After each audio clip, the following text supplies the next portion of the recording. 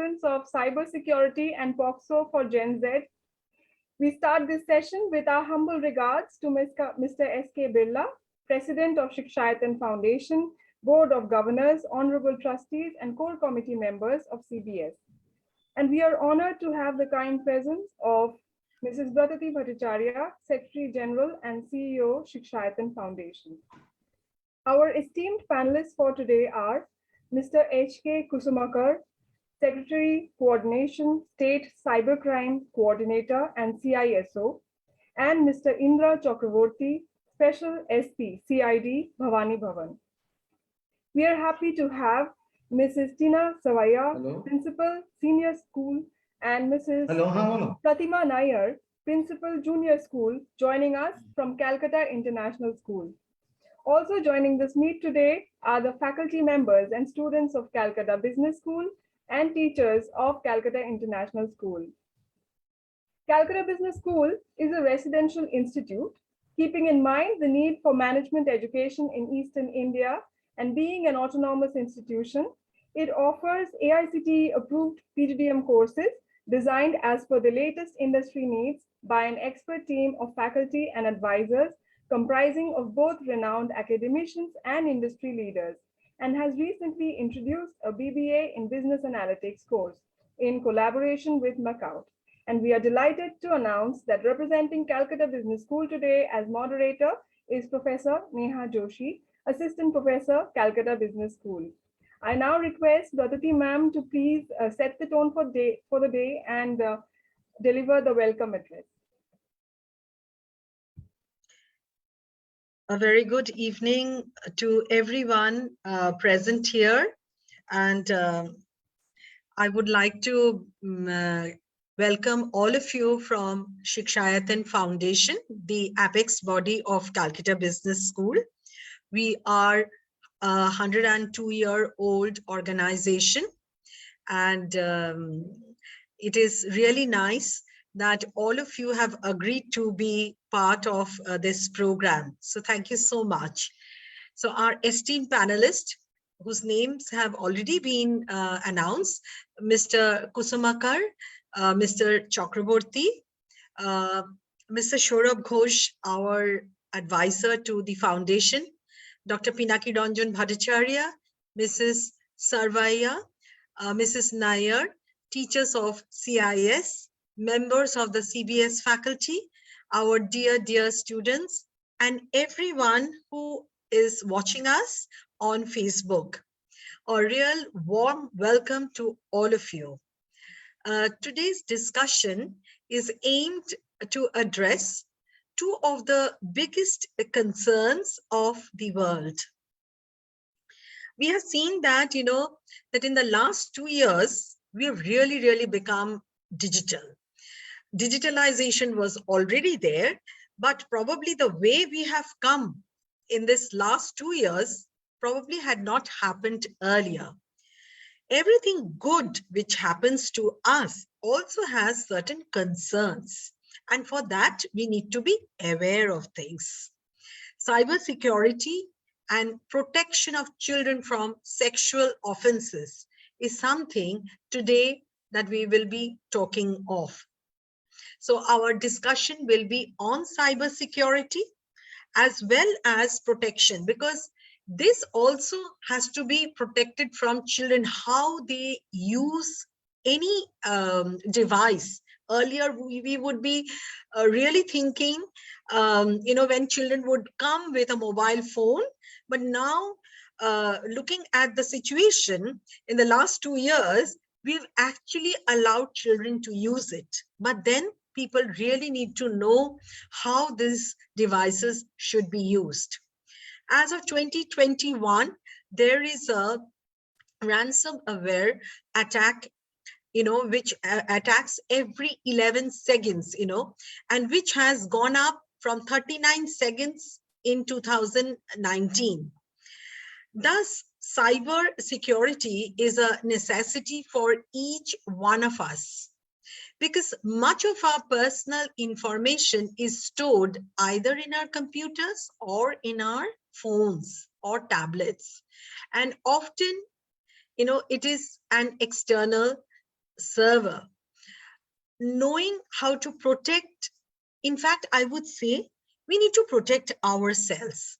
We have to protect our information.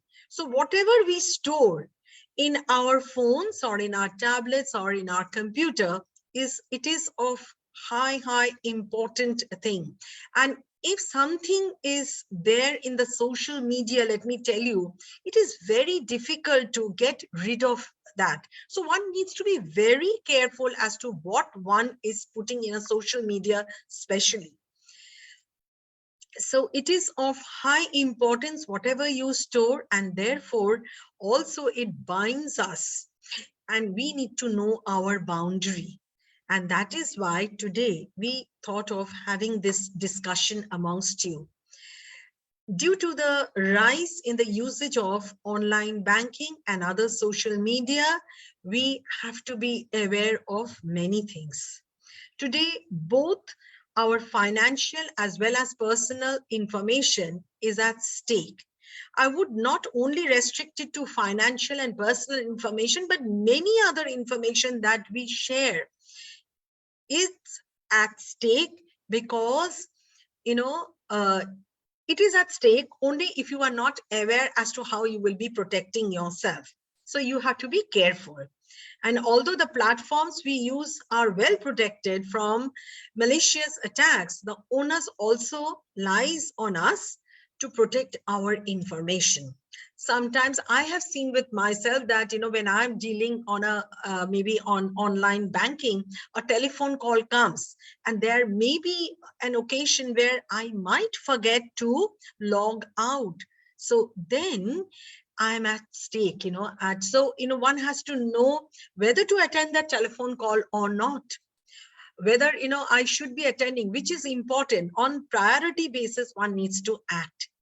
So POCSO is a responsibility that we all must share to protect our children, our students. Not only our legal system is based on this POCSO Act, but otherwise also we should be aware of things and protect these children from any such problems that they may face. We must know how to identify a victim and also how to handle such a situation with utmost care. Without taking much time, we have our two panelists, and you know, who will explain to us, and we are listening eagerly to listen to them. So over to you. Sorry, Madhushri, and you know, you can take this program forward. Thank you once again, and welcome all of you for this lovely program, which has been organized by Calcutta Business School. So thank you, ma'am. And may I now introduce our speakers for the day. Our first speaker is Mr. Hari Kusumakar, IPS batch 1998. He is a mechanical engineer from IIT Roorkee and a PG diploma in cyber laws, Nalsar University, Hyderabad. Currently posted as Secretary Co-ordination, State Cybercrime Coordinator and CISO, Government of West Bengal, Kolkata, since May 2018. Before that, he was Additional Commissioner of Police, wherein he looked after IT modernization in Kolkata Police from September 2016 to April 2018. He has also served as the IT and Cybercrime faculty and founder of NDC RTC at Sardar Vallabhbhai Patel National Police Academy from July 2011 to June 2016 in Hyderabad. He was Superintendent of Police, Howrah District from August 2009 to May 2011, and Superintendent of Police, Nadia District from February 2007 to July 2009. Welcome, sir.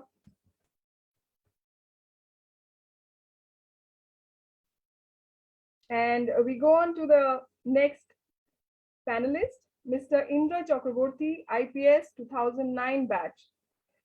He is a BSc in Technology from Calcutta University.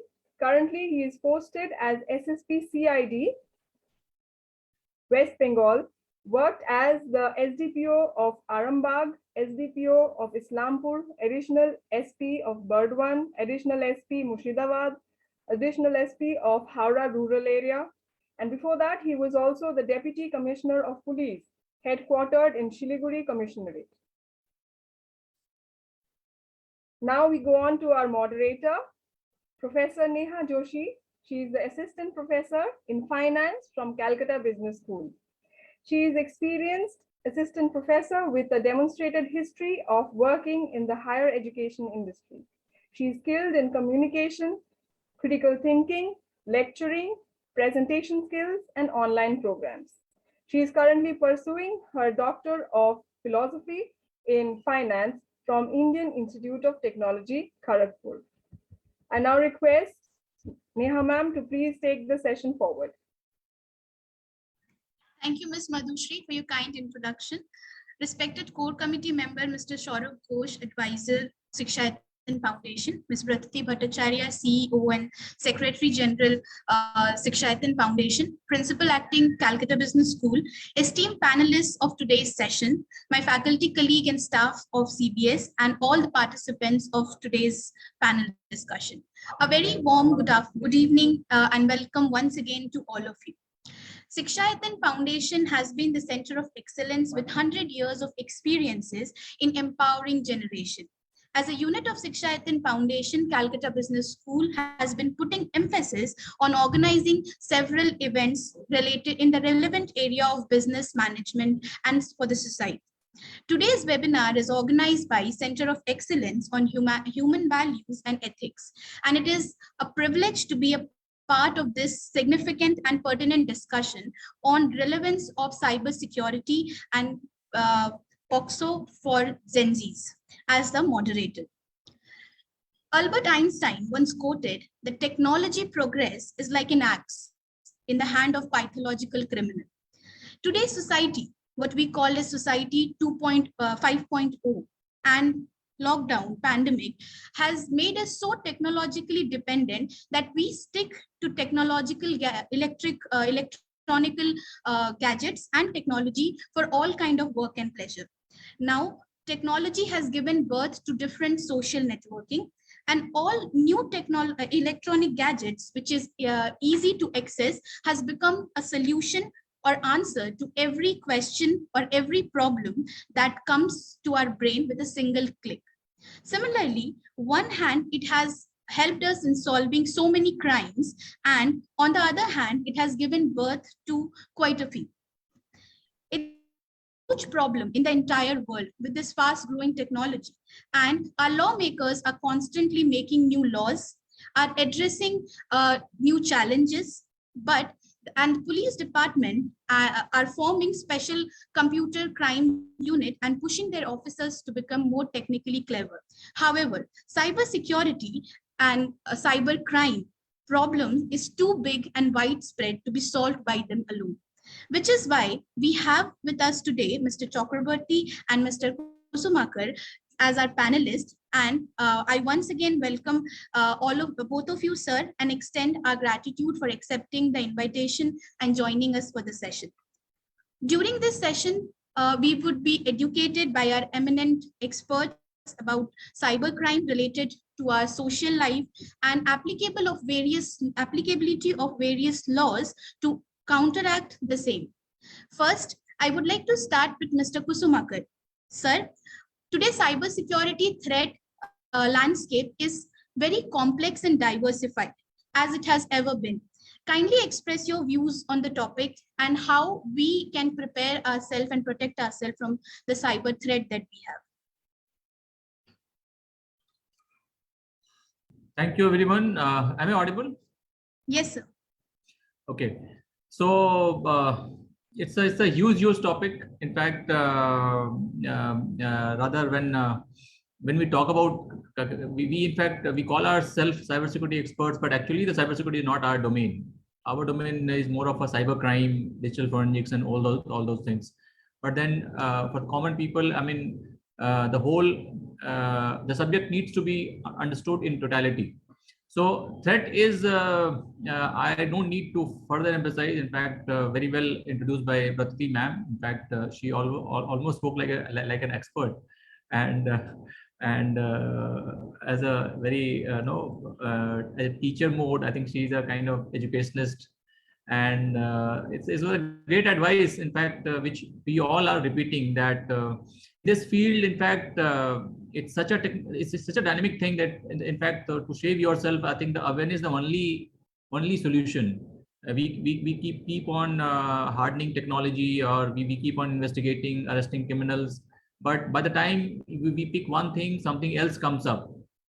For example, like internet is normally though it is not completely anonymous, but then the way the whole internet ecosystem works, it's very difficult to actually reach to the perpetrators. And in fact, if you ask me as a cop, or you ask Indra as an investigator, so in fact we can only pick the criminals who are maybe relatively novice or less smart technologically. If he is really smart, he can use so many things to hide his identity, and he almost literally can remain anonymous. But then and by the time we do one thing, something else comes up. So anonymity is the biggest challenge on this this thing. Though technically not anonymous, but then practically, like the technology available like this, like VPN. I think these days virtual private network facility is very common. And if anyone use VPN, what VPN does is it's actually anonymize your IP. So if you subscribe to any VPN service, it will give you an option. The moment you switch on your VPN, it will give you an option which country you want to be seen yourself. I mean, if anyone used VPN service, it will give you an option. So the one moment you can actually pick Yugoslavia, the second moment you can actually pick Brazil, where you are actually interacting or communicating on internet from Calcutta. So, and it is a bona fide service. So if you are using VPN, then you are really anonymous. Actually, technically, I have to go and ask the IP from the VPN service. But these things become very time consuming, and you know how things complicate things when actually you are dealing with different kind of geographical locations and different kind of countries, legal system of different countries. In fact, just to give an example, like Facebook, India is one of the country which give maximum request to Facebook. On an average, Facebook refuses to share information in more than 50% of the cases on some ground or the other. One of the big is like the way criminality is defined. This itself is different in. They say that they follow US laws, and they are not actually bound by the every legal procedures of our country, though they are making huge business here. So these are the very gray area. In fact, technically, again, if they are doing business, they are they should be accountable to Indian laws. But actually, it doesn't happen. In fact, Facebook used to have. I mean, Facebook legal cell has only one office earlier in Bombay. Now recently they have shifted to Singapore just to avoid Indian law agencies. So the whole ecosystem and the way these things work, in fact, we will be surprised to know, like WhatsApp. WhatsApp is almost the 1/4 of the world is using WhatsApp right now, and one will be very surprised to know how many people actually run the WhatsApp as a company. The number is in hundreds, less than 100. So because everything runs in auto mode, and that is why these IT companies, they don't want to give service. It's not that they don't want to give. At times, their business model is such that like for every compliance, they will have to assign a kind of separate resource, and then he or she will have to go through those requests from law enforcement agencies, and they have to pay them, and just see the business model of all these IT companies. Most of the services they give free, like Google. I mean, we are using so many applications right now. I don't know whether Zoom is a paid service or free service, but you are using paid service, but most of us are using free service, and we are using Google Meet, which is completely free as of now, up to certain number of participants. So Gmail, Google, Earth, or Google location, everything, like so many things we are using for free. So how these companies actually giving you so much of spaces for their all kind of services. I mean, they can't be putting their own money for us. So they try to monetize our data. When we go on these portals, they through cookies they actually capture our data, our personal data. Sometimes it is well publicized and well consented that these are the information we are taking from you. Many times it's not, and the kind of these companies, kind of size of this company they have become, like Facebook, the people on Facebook may be more than the country of the population of any country like China or India. So now technically they are bigger than a country, or rather they are the biggest country right now, virtual country, one can say. So and it is not that only we Indian or people in India is facing this problem. In fact, Mark Zuckerberg was recently summoned to US Parliament, and he was grilled. But then those things are, I think technology is so dynamic, and so many things are happening all around, and I don't know, whether any law enforcement agency will be able to dominate these tech companies. That is far ahead. Until that time, I think we will have to be bear with this technology thing. And since we all are getting benefited also, we just can't say, no, these are illegal and just stop it. There has to be a balance between legality, people convenience, everything.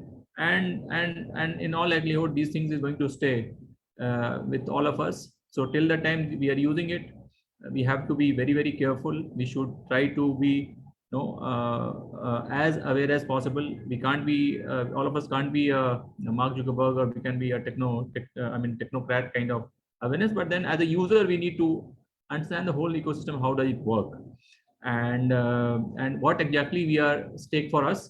So that is why, just as Bratli ma'am said, that you should not be posting anything on social media. That is very important. In fact, those are the things, minimum things we can do. In fact, these days, if you do anything like any browsing, these days, if you're more aware, first thing comes to my mind whether this link is genuine or it's a phishing mail. So I was booking even airline ticket. So something new. If Make My Trip is okay, we booking the tickets and we are aware of. The moment some other portal we are going, we have to think whether it is a genuine link or not. Even kind of the like banking thing and all, banking transaction, anything you do, one has to be very aware that it can be a phishing link. In fact, so those things, if we are aware, even after being aware and everything, we can still be caught on the wrong foot.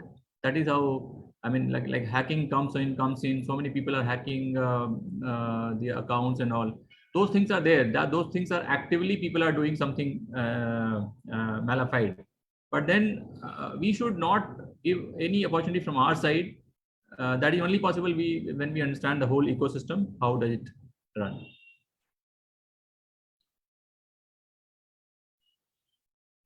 Over to you, Professor Joshi. Yeah, thank you so much, sir. You very correctly said that indeed this whole ecosystem is very dynamic and anonymous, which makes it very difficult, for the law officers and politician and everyone to go for constant amendment and act. And it is indeed a very time-consuming affair because of the complexities involved, and because of the different legal framework and compliances that comes along with geographical boundaries, and also different multiple apps that we are using. Thank you so much, sir. Now we would move on to Mr. Chakravorty. Sir, cybersecurity is more than just a tool. It's about people.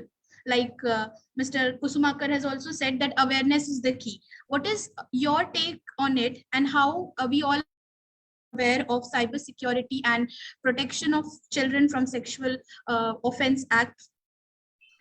Sir, over to you. Yeah, very good evening and welcome. I think Sir has spoken quite comprehensively on the aspect. So if you are asking regarding the cyber security with connection to this POCSO, this the protection of children from sexual offenses. So see, the main reason why POCSO was created, or rather the legislation was carved, that was before POCSO, there was no separate legislation exclusively earmarked for the children. So we have the Indian Penal Code. In the Indian Penal Code, we have the various types of offenses and their penal provisions. So there you have the section 376 or section 377, as the case may be. It was the rape cases or the unnatural intercourse, etc., etc. But POCSO, for the first time, it actually exclusively provided for the different sorts of sexual harassment, sexual assault, aggravated penetrative sexual offenses, cyber, offenses which are taking place against the children, etc., etc. Those things were provided clearly in this special act. And POCSO has been in the fray, and POCSO, actually a lot of other provisions are also there. See, it's one of the act where you have registration of the cases from the date of registration of the cases in the POCSO Act. Normally, you have to charge sheet it within a period of 60 days. So for all the other acts which are provided in the Indian Penal Code, normally what we do the counting of the first 90 days or 60 days, as the case may be. It's from the date of arrest, first date of arrest of the accused. But here the thing was, considering the gravity of the offense, the date when the case has been registered, from that date only 60 days is fixed as the target date by which the case has to be disposed of. Now, what are the special things which POCSO provided? The earmark and the hallmark of this act has been the best interest of the child. Now, it is keeping in view the UN Convention on the Rights of the Child, which has been signed long ago. So India is one of the signatory to it. But as far as POCSO is concerned, there you have basically two types of children in as far as the act is concerned. Or if you along with it, there is another act, that is the Juvenile Justice Act. So we have one set of children which we call children in conflict with law, and there is another set of children which we call children in need of care and protection. So for this aspect, as far as POCSO is concerned, we largely deal with the children who need care and protection, or for short we call it CNCP. So this CNCP, now child in need of care and protection. So as far as the child in need of care and protection is there, so POCSO, compared to other legislation, it also provides that any information regarding such a child who has been sexually assaulted, who has been sexually harassed, this information can be given by anybody. There is nothing like the person who is aggrieved, the child. In fact, he can, any person who comes to know about it, he can, any public servant concerned, he can, any NGO, he can. So anyone can give this information to the police or the Special Juvenile Police Unit, which has been formed in different operational districts. So once the information is received, it becomes binding on the law enforcement agency to take the child to the nearest child welfare committee. We call it, it's a body child welfare committee, where you produce the child, and considering the facts of the nature of the assault or nature of harassment the child has faced, the CWC, the Child Welfare Committee, decides what should be the next course of action. Now, in our country, there's an amazing thing that most of the children who are sexually harassed, they are harassed by known persons and near and dear ones. They are the ones who exploit them, who assault them. So now the Child Welfare Committee has to decide on this fact also. If it is a home, suppose an uncle, a father, a cousin who has sexually assaulted, who is sexually harassing the child, if he is in the same homestead, so that means sending back the child to the same homestead would invite further exploitation. So in that case, the CWC can definitely decide upon that whether the child should be kept in a separate home, or it can decide upon that it can trust the child with any other person who is a near and dear one, but not living under the same homestead. So this is one fact. As far as this topic of this today's webinar is concerned, so section 14 of POCSO clearly states about that whoever employs a child for any pornographic purposes, for any sexual acts, he shall be punishable by the law. Second provision is section 15, the transmission of pornographic material where a child has been depicted to perform some sexual acts, so that is also punishable. Now, I mean, as a sequel to this, what happened that there is a particular national cybercrime reporting portal which was developed under the aegis of MHA. The portal is there. So the National Cybercrime Reporting Portal, one of the main ingredients was, when it was started, that it was online offenses reporting against children and women. So it is basically child sexual abusive material, CSAM, child sexual abusive material, and rape, gang rape.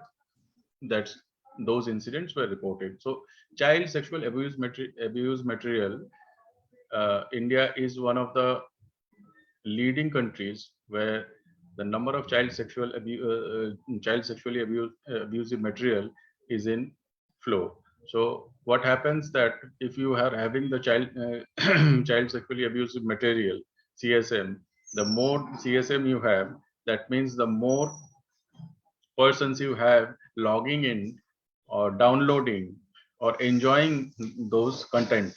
So again, there's a provision that you write it to the particular intermediary to block those contents, and that's a way to, so that to prevent that nobody enjoys, nobody watches, nobody transmits that particular content. So this is the scenario as of today. But again, let me say that POCSO is a legislation, but here the societal behavior and attitude, that is what we are seeking, because you cannot, it's not a way that you tell that so much of electronic, so much of digital instruments or tools that the children are using, so we should prevent it. You cannot, because it's a generation. So it's a manifestation that you cannot stop it. You can only, I mean, you can only let it function under a control or under a guidance. So what is needed is the suitable, I mean, guidance from the parents, from the peer group, from the seniors. This is the way how you should access, not what to see, what not to see. So that, because in Indian society, what happens the moment you say sex, it becomes a taboo. The child who is growing, it's a normal growing child. He has normal tendencies because of his biological growth and manifestation. So if it doesn't start at his home, his family, his society, things are going to be like it, because they will try to watch those videos, watch those even games, even snippets, whatever you call. They will be like hiding and seeing all those things and making a different sort of perception as with regard to sex and what is a natural behavior of a human being.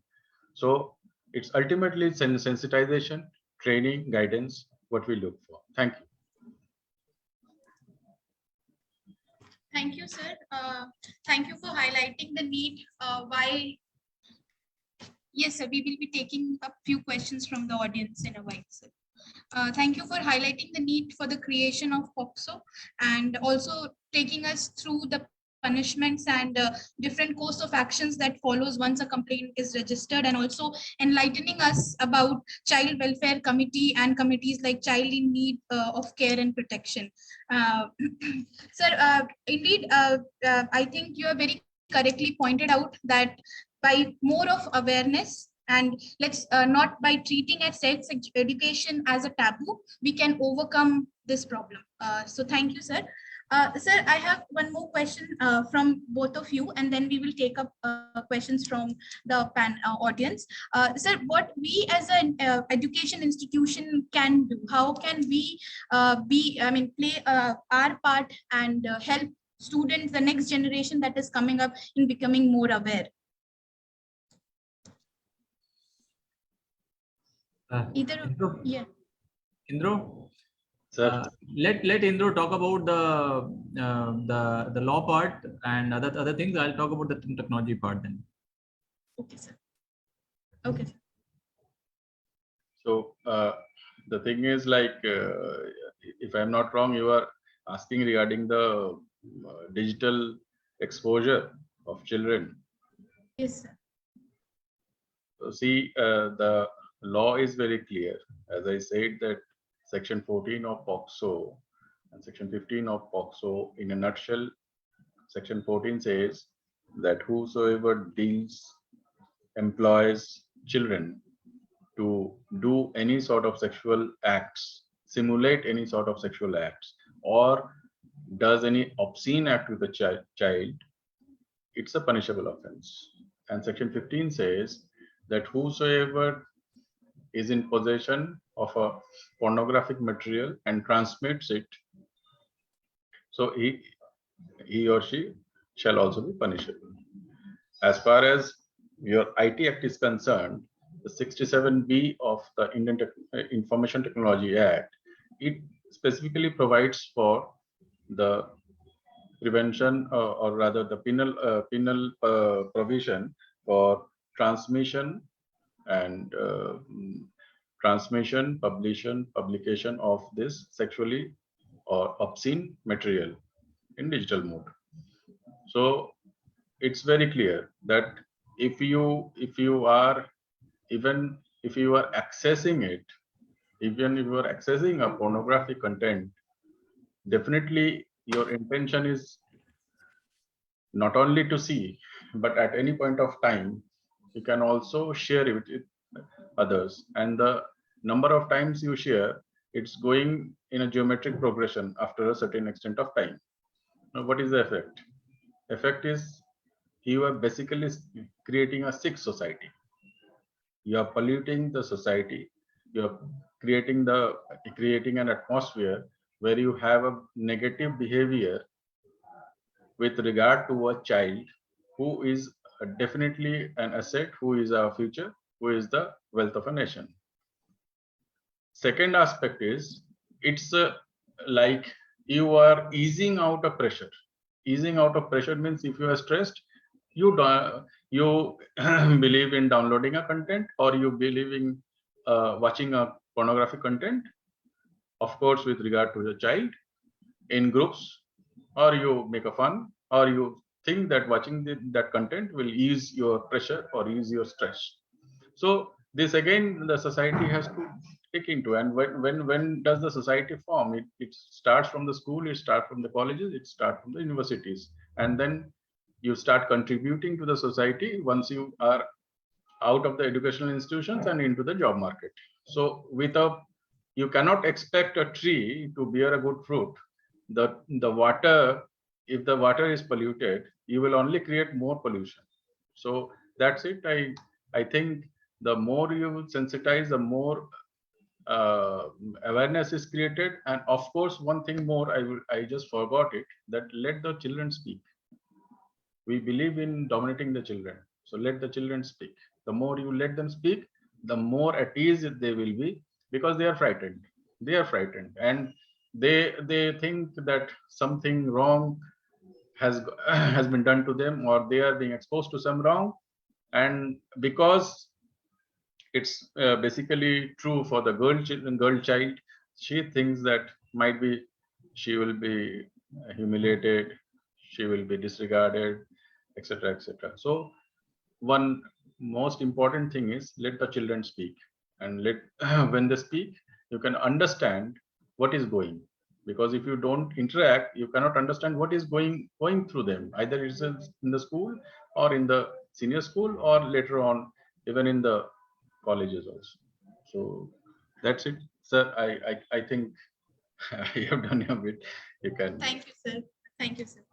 Yes, sir.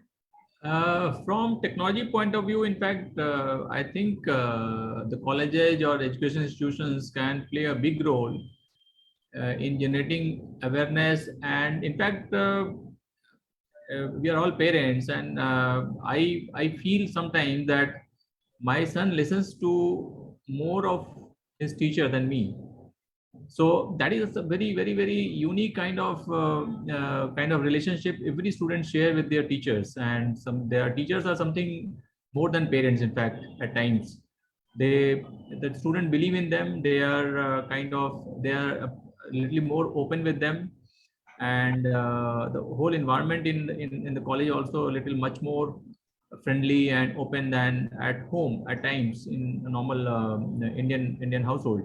So that is where you can connect with those children, and also because these are the age where everybody is growing, exploring everything, exploring life, everything. I mean, whatever comes in their way, they try to poke nose into, and that kind of attitude everybody carries.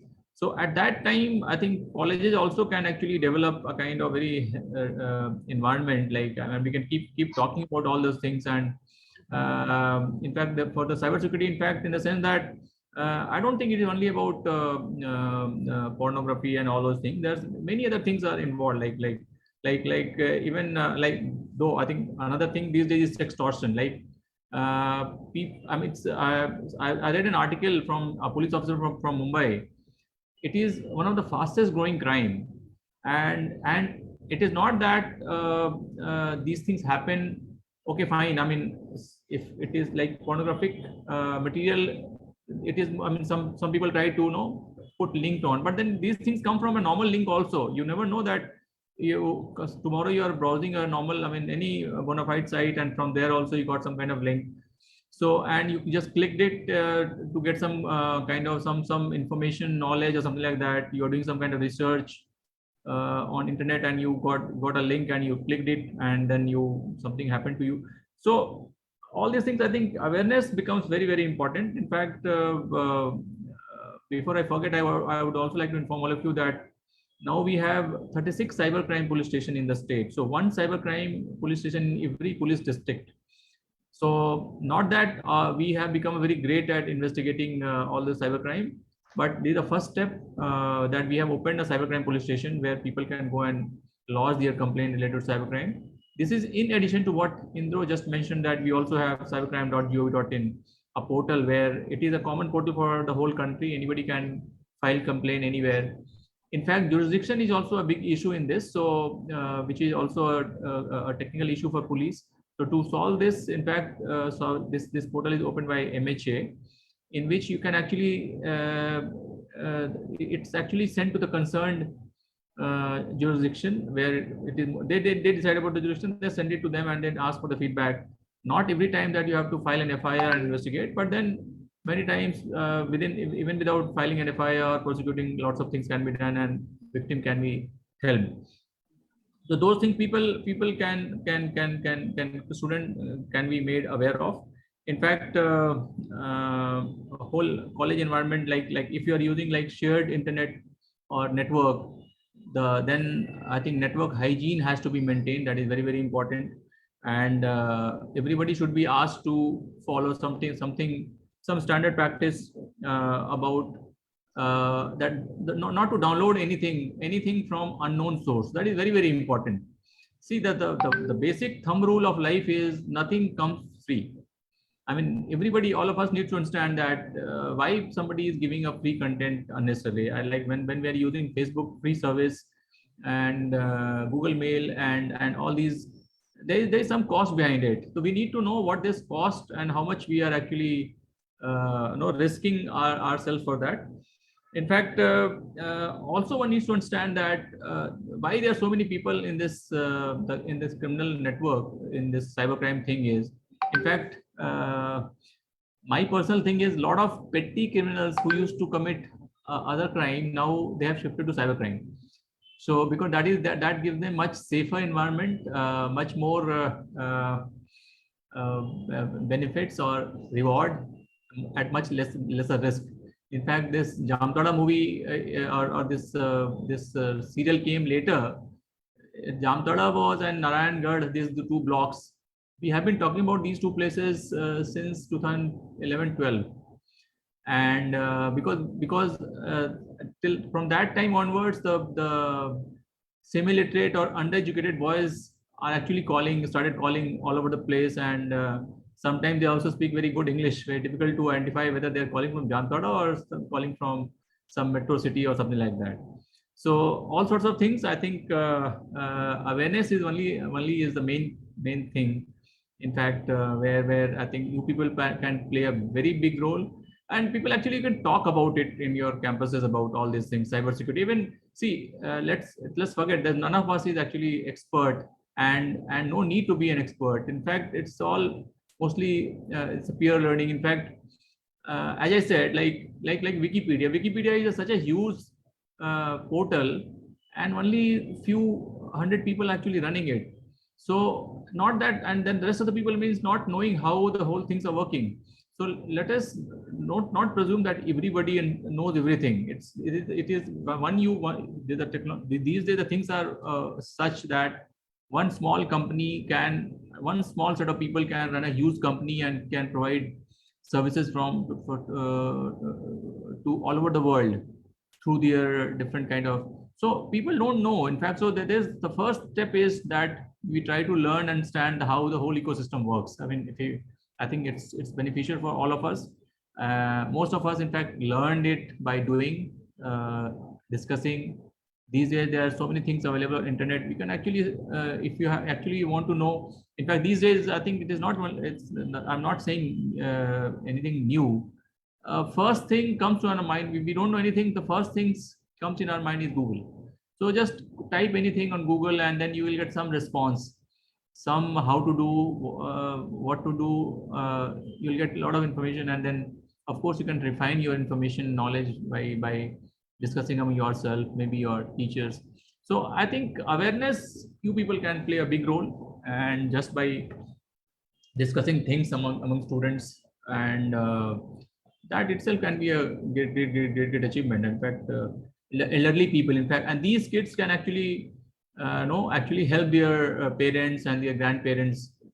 In fact, the data says that in India, the 45 plus women are the people who spend maximum time on Facebook, and in fact, like this calls, why elderly people actually are more vulnerable, because somebody was saying that so they're lonely. So even if somebody calls and they get into the conversation, for you and me, we are busy with our jobs. We try to avoid it. Any unwanted call we don't want to take. But the elderly people who are free at home, getting bored and kind of thing, they are more prone to taking such calls, and then they fell into the conversation, and then they ask for OTP and all. At times, I mean, some people have somebody came to me, and he's an advocate, and can you believe that he lost about 7 to 8 crores of rupees over a period of 5 years? I mean, we just hear small amounts, and this is the kind of things people are. I mean, because these guys were very smart, they gave them a lot of credentials, fake credentials, and this elderly gentleman. I mean, he had money, and he was lots of things has been like he was misled, and once the money goes, it's very difficult to bring those money back. In fact, also, I think, one case came to me. In fact, again, some lady was staying in US. Her parents were staying in Calcutta alone. Somebody sold them a false or rather policy. They say they are selling them life insurance policy. It was something else. And this money was also to the tune of 25 lakhs. So, I mean, and recovering these money becomes very, very difficult. In fact, in this case, they returned the money because the company was slightly a little branded. So they were actually a little afraid of losing their name and kind of this negative publicity. But there are many agencies who actually, or they maybe fly by night operators who actually get into the market with this purpose itself. So then it's very difficult to recover money from those people. In fact, mushrooming of call center, I don't know. In fact, is most of the India is one of the largest call center services provider to the world, and at the same time, we also have the largest number of fraudster calling from India, and these people are actually they take a kind of SIM box. They use internet VoIP things, and they call all over the world, and they make all sorts of stories to this thing. In fact, there are all kinds of things. I mean, and they are becoming more and more innovative. And I'm sure, I think by now, all of us must have got few such calls. And I think nobody is now left. And the moment, in fact, some people say the moment they identify that we have got them, they also start playing, and they start laughing, and sometimes something there. Even if they caught, they don't actually back off, something like that. So, and because they think that they are quite anonymous. So anonymity provides a lot of opportunity for criminal activity. I think awareness is the key, and that where colleges can help a lot. Indeed, sensitization and awareness and understanding the problem and talking to each other, telling each other the stories of how certain thing happened can create more of awareness. And also you spoke about network hygiene, which I think we must educate our students, because with everything going digital, everybody is using the same portal to deliver and also to learn. Thank you so much. With this, we have reached to the end of our panel discussion. It was indeed very, very informative and enlightening session. I wish we could continue for some more times where you could have shared more of your experiences with us.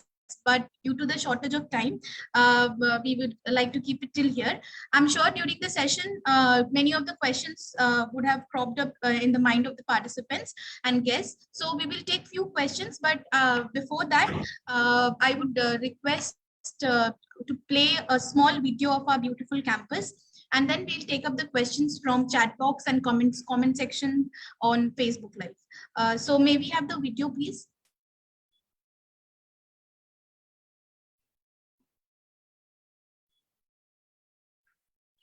Is your essence, then you are welcome to Calcutta Business School. Center of Excellence, centered on excellence. It all started in the year 1920 when some eminent industrialists of Kolkata founded the Marwari Balika Vidyalaya. Later, in 1950, Sri Shikshathan School was founded, and in 1955 Sri Shikshathan College came into being with the objective of further propagating quality education to girls. All these institutions have continued to excel under the management of the Shikshayatan Foundation. It has been guided by industrialists like President Mr. S.K. Birla, Director Emeritus, Birla Brothers Private Limited, Mr. Siddharth Birla, Vice President, Mr. G.K. Khaitan, Trustee and President of Shikshayatan College, Mr. R.S. Goenka, Trustee and MD of Imami Group, and many other reputed industrialists. The Secretary General of the Foundation is Mrs. Brothuti Bhattacharya. Greetings. I would like to speak a few words about our institution, the Shikshayatan Foundation. The year was 1920, when some of my forefathers thought that female education needed to be propagated much more actively than was the custom in those days. And we donated from our family 2 buildings in the heart of Bada Bazaar for the girl child to be educated there. That institution is still working.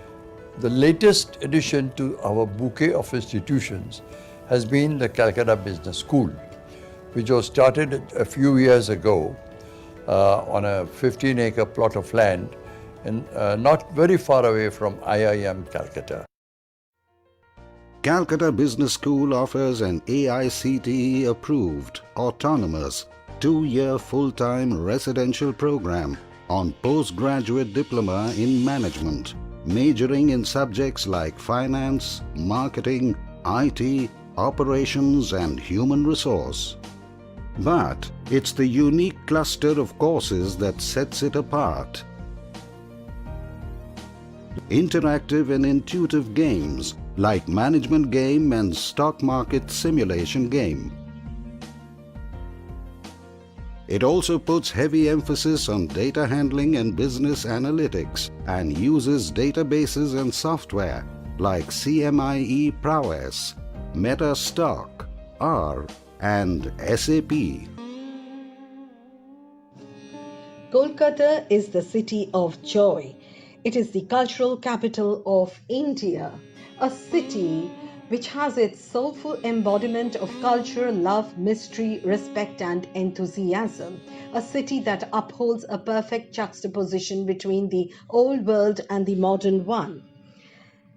It has given us many Nobel laureates over the years. It has iconic institutes like the Calcutta University, the National Library, Presidency University, Bishwa Bharati, IIM Calcutta, and many such legendary institutes. Calcutta Business School's AICTE approved PGDM program is carrying forward this rich legacy of Kolkata.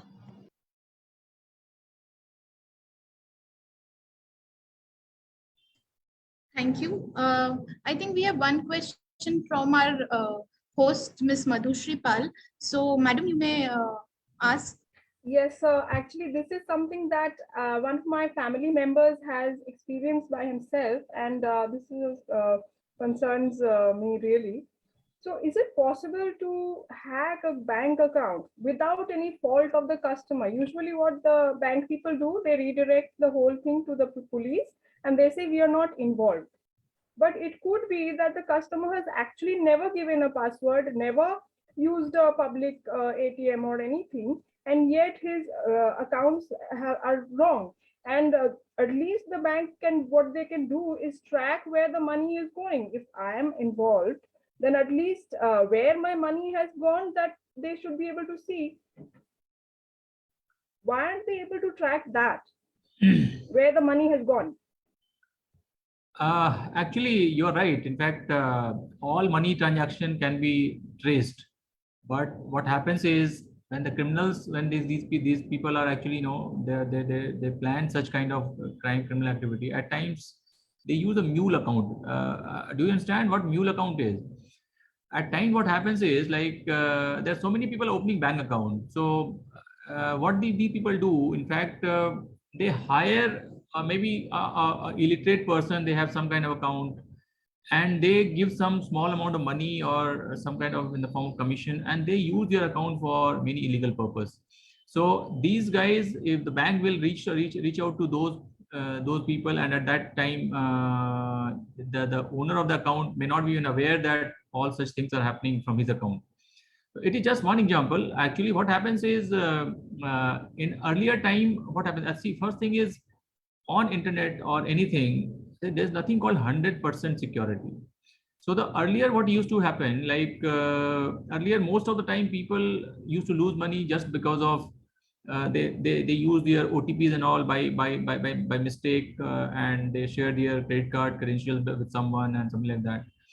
These days, I mean, criminals also becoming smarter. There are many ways in which they can actually steal your credentials and then take out money. But then you're right that the money trail should always be there with the bank.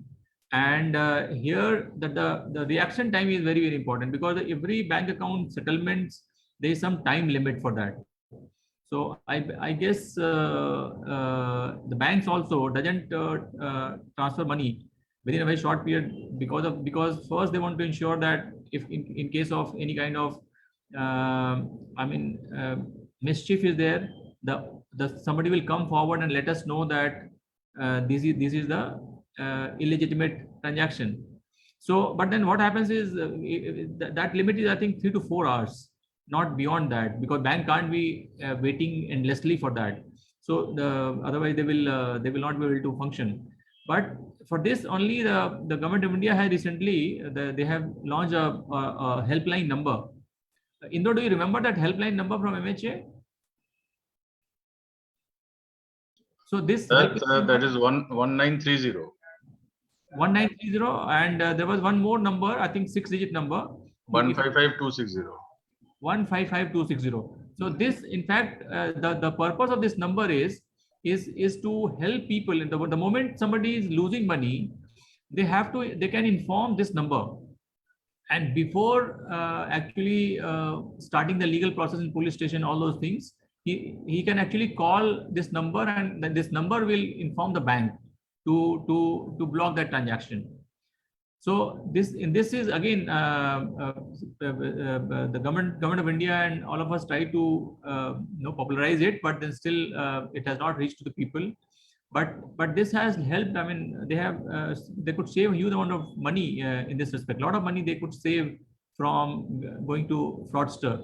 But the problem is that as I told you, most of the petty criminals now shifted to cybercrime, and the sheer amount of such kind of fraud, the people are involved. There's so many people, and so many innovative methods they keep on applying. Then they are able to cheat a good number of people. In fact, like blocking the number. What earlier we used to do, that we keep on getting the number that there's some fraud call came from this number. We used to inform and block those numbers. But then these and try to track also who is the subscriber. But then again, they try to get some number in some fake documents, and somehow they are able to manage a fake bank account. Not fake bank account on forged documents, SIM card on forged document, and maybe at times they try to manage to remain anonymous on the whole system. So these are the challenges, but then not that everybody is very smart. We are also detecting a lot of cases, but then the key is the money. Earlier what used to happen, I think banks also, they have a kind of something called ombudsman. So if at times bank is losing so much money, I mean, they say if we keep on paying everyone, so how they will survive? So they say if it is because of your own fault or carelessness or kind of mistake, if you lost money, we are not going to compensate. But if it is without your fault, it has happened, they will compensate. In fact, I remember one case in Durgapur. It's a very old case. The ombudsman actually returned their money. Ombudsman directed the bank to return their money. In fact, but there's a way to go about it. They do some kind of hearing, some kind of adjudication, and then they direct the bank to return the money to the complainant. But I think these are very, very lengthy process, so nobody wants to follow those. But technically, you are right. I mean, it can be traced, and that is how we investigate the cases. I mean, we policemen don't investigate in the air. We have to have some kind of link and some kind of evidences. So that is how we try to reach. Many times we are able to reach, many times we fail.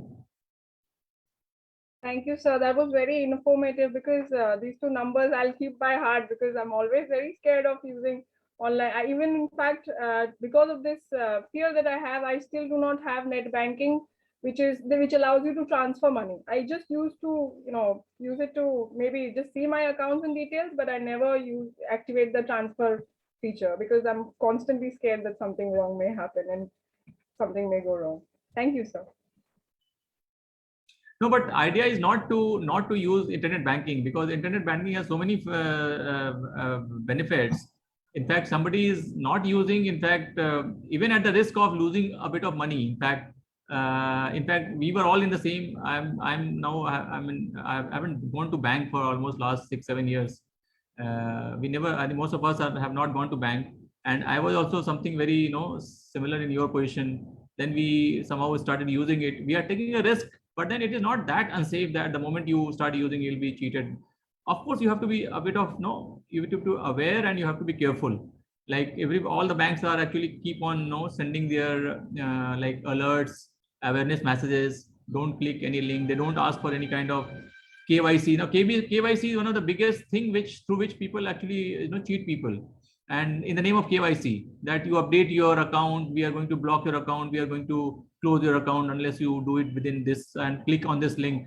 The moment you read this link carefully, this link will be something else, nothing to do with the bank sometimes. So these are the things, and if you are aware, I think you can simply use internet banking. It has a lot of advantages, and it is becoming safer and safer technology wise also. Banks people also having they've hired a lot of cybersecurity personnel.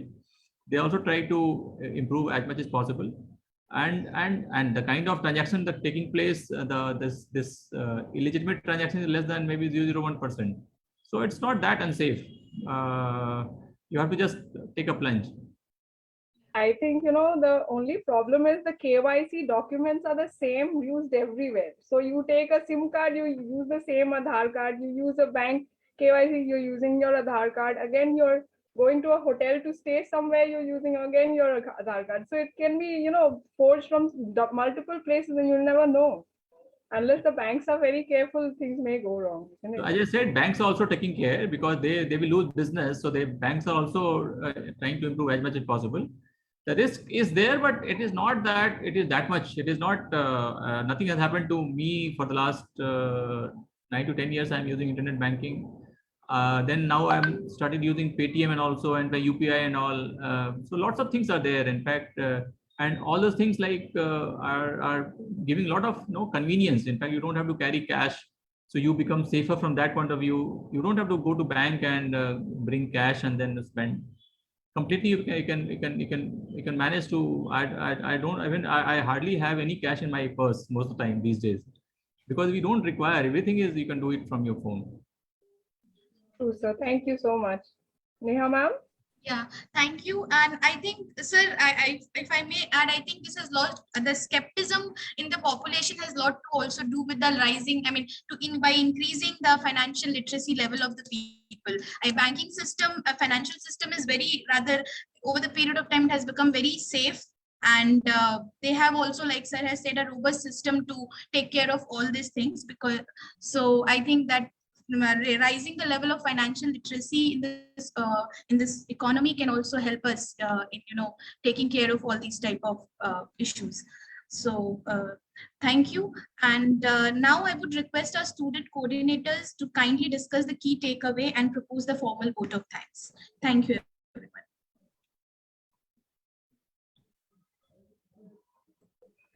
Good evening, everyone present here. I am Shurichkara Lashkar, first year student from CBS. I take this opportunity to share my key takeaways from this session. So first, Mr. Kusumakar said he spoke about how anonymous the internet can be and how difficult it becomes to locate them. And the second one is he also spoke how Facebook and other platforms refuses to share information which are very gray area, and it again becomes difficult for the forces to locate the criminals. He also spoke about how tech companies, which are giants, how they can be controlled by some laws and orders, and how we should be careful and be aware about the malpractices happening and what should be our steps. Sir very gracefully said how we should be cautious while posting anything in the social media platform and try to identify whether the links are correct or connected with phishing activity. Sir also spoke about how important network hygiene is. And second, Mr. Indra Chakravorty spoke how cases did post and what are the provisions provided to children as per the Act. He spoke how the protection is provided to children and how the Act has been distinguishing the children and how any person who has information can give the information irrespective of anything. He also spoke about how the Child Welfare Association deals with the children who are hazard and who are harassed and what should be the next course of action in case of sexual harassment of child. He spoke about various sections which are legally enforced and which is being charged against a criminal. And the last on, he also spoke how educate growing children and create awareness about sex education and not treat as a taboo, and also how important is to listen to the children and they should be allowed to speak and interact with them. Thank you so much.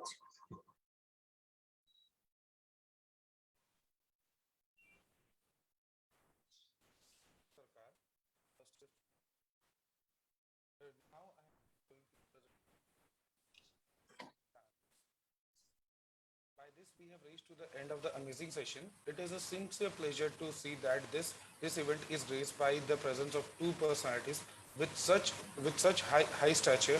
Heartiest thanks to both of you for gracing today's sessions and how important it is for every user to understand the risk associated with transaction in cyberspace, implication of data leaks and privacy breaches through social media or the email transaction and the remedies.